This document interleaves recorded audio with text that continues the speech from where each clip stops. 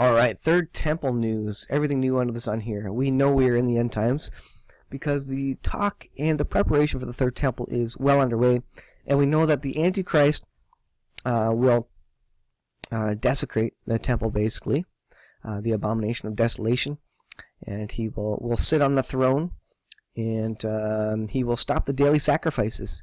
That means there has to be a temple in the land of Israel right now, and there's not a temple right there.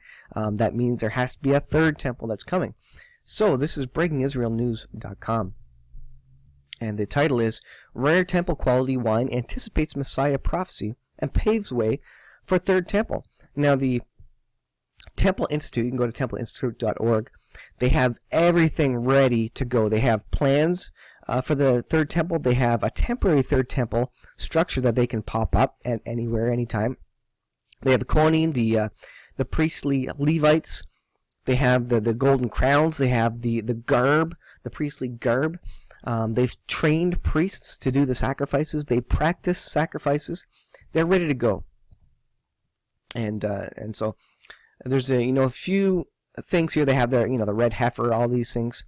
But now some wine. Last week, 30 bottles of wine were delivered to the nascent Sanhedrin, setting, and they have the Sanhedrin again, that's another very interesting end times thing, setting in place one more necessary element for the temple service, and one which is specifically mentioned in the prophecy as a precursor to the Messiah.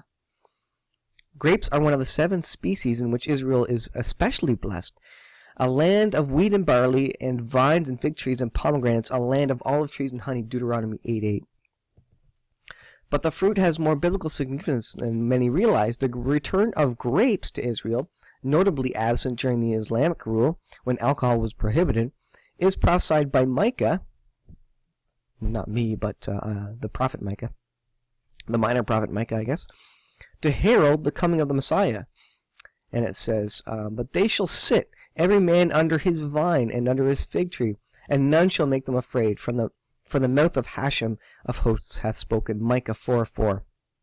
Wine is also an integral part of the temple service. Though it is forbidden for priests to drink wine in the temple, a wine libation was offered in the temple every morning as part of daily service. A quarter hin, approximately 1 quart of wine, was poured on the altar. And I'll end it with this piece here. In preparation for the third temple, Rabbi Hillel Weiss, spokesman for the Sanhedrin, set out to find wine that is kosher for use in the temple. Wine has special status in Judaism, and it is required for the Sabbath holidays like Passover and rituals like weddings and circumcisions. The requirements for wine to be considered kosher for everyday consumption are more stringent than any food. The process from crushing grapes until bottling must be performed entirely by Sabbath-observant Jews. So fascinating. You can read this article. It goes on more of the detail about it. But it's pretty amazing stuff. And the third temple is so close. They have everything ready to go. I don't even know what's left. I should do a video on, is there anything left other than just being given permission to build the third temple.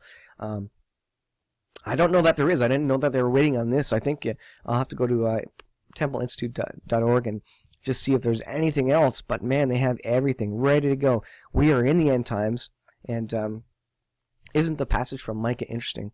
That this could be a precursor to the return of the Messiah, and I think the Jews would likely have this indication as well, know this as well. Certainly the Sanhedrin know this. So I will leave it there. You can check out the article. Thanks for watching. The Lord's returning soon. Maranatha. We'll see you guys in the next video.